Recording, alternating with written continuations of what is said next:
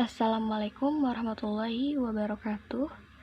Hari ini kita akan membahas mengenai manajemen sumber daya usaha. Materinya yang pertama akan kita bahas adalah pengertian perencanaan usaha terlebih dahulu. Pertama, kita harus tahu rencana usaha itu apa sih? Atau untuk lebih jelasnya, pernah nggak kalian mendengar kata rencana? Semua pasti pernah mendengar rencana. Rencana adalah sesuatu yang kita ingin laksanakan tetapi belum terwujud. Itu simpelnya. Nah, tapi untuk rencana sendiri, khususnya untuk usaha, itu sebenarnya bagian dari ilmu manajemen. Ilmu manajemen itu diantaranya ada planning, organizing, directing, dan controlling.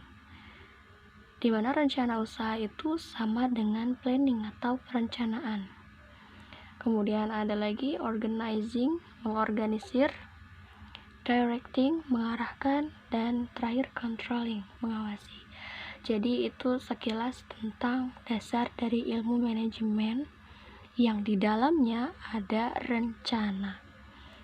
Tapi pengertian rencana usaha sendiri menurut Hasibuan 2007, perencanaan itu sejumlah keputusan mengenai keinginan dan berisi tentang pedoman pelaksanaan untuk mencapai tujuan tersebut. Nah, di sini dibahas atau dikatakan bahwa sejumlah keputusan yang diambil tentunya oleh orang yang akan melaksanakan usaha tentang apa yang dia inginkan, apa yang sudah dia rencanakan, sudah pikirkan.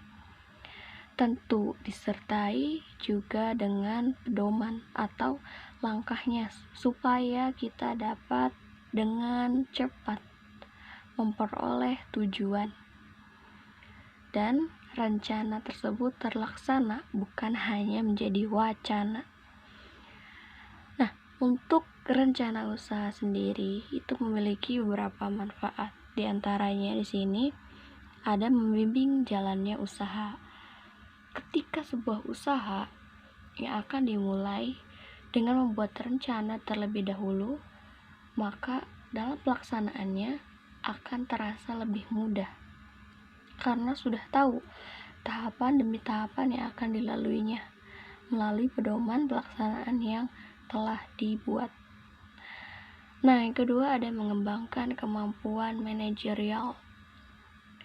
Mengembangkan kemampuan manajerial di bidang usaha ini maksudnya dari si pengusaha tersebut dia dapat lebih fokus, lebih memunculkan kemampuannya untuk mengatur usaha yang sedang dia jalankan.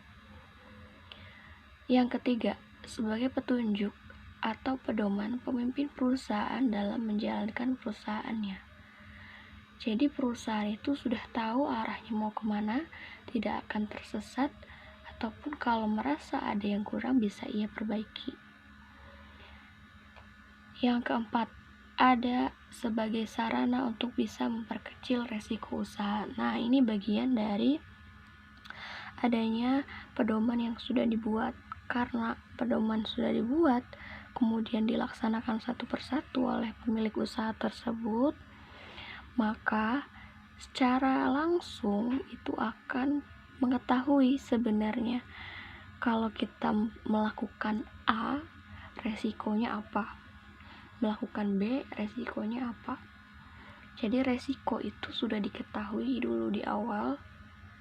Karena resikonya sudah diketahui di awal, maka bisa diminimalisir dengan dibuatnya sebuah rencana. Next,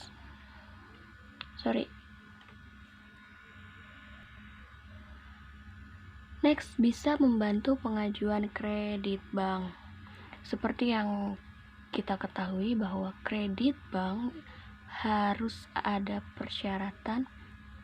Jika kita yang mengajukan kreditnya untuk usaha, minimal ada bukti bahwa usaha yang kita jalankan adalah betul-betul usaha.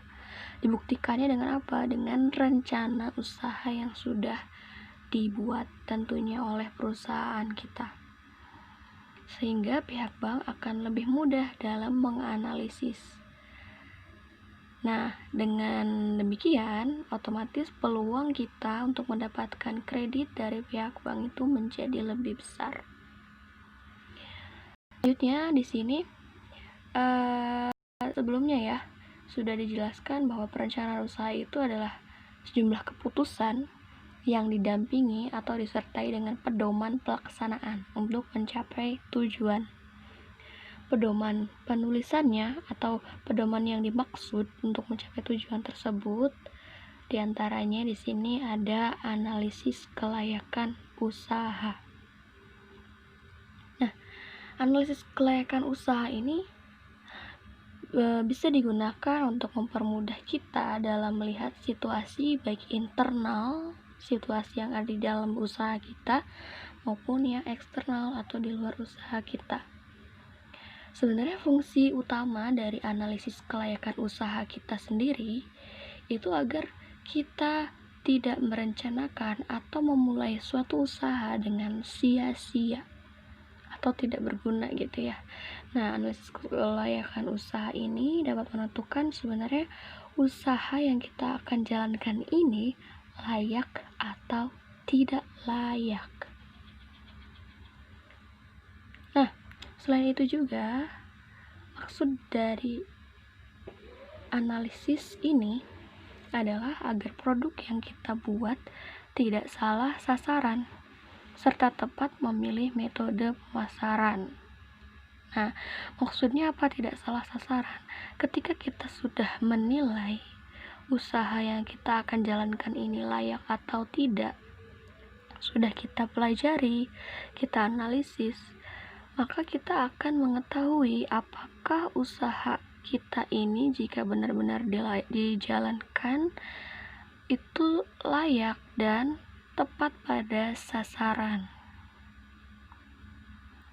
Nah, tentunya agar tidak salah sasaran, kita juga akan lebih tepat dalam memilih pemasaran yang seperti apa sih yang akan kita jalankan. Nah, kalau pemasarannya udah tepat, udah pasti, maka keuangan dari perusahaan kita ini tidak akan terlalu keluar banyak. Karena seperti yang kita ketahui, yang namanya pemasaran pasti membutuhkan biaya yang lumayan atau cukup banyak. Sehingga kita harus menganalisis, mempelajari dulu metode pemasaran mana yang cocok agar keuangan kita ini bisa diminimalisir untuk pengeluaran dalam pemasarannya. Nah, menurut buku yang dikeluarkan oleh Munjiati Munawaroh, itu ada 4 aspek yang harus dianalisis untuk kepentingan perencanaan usaha. Yang pertama ada analisis aspek pasar.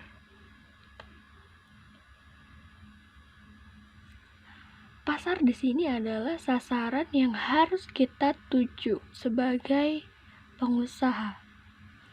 Nah, di sini aspek pasar yang akan kita analisis itu merupakan pokok dari strategi pemasaran. Dengan menganalisis pasar atau mempelajari pasar, kita menjadi tahu kondisi pangsa pasar kita. Ada perusahaan yang ingin menjangkau semua lapisan, ada juga yang hanya memisahkan konsumen sesuai produk yang dihasilkannya. Apapun yang dipilih, yang jelas kita jadi tahu kebutuhan apa dan keinginan apa yang saat ini diminati oleh konsumen, tentu mengenai suatu produk. Nah, itu juga akan memudahkan kita dalam memilih konsumen.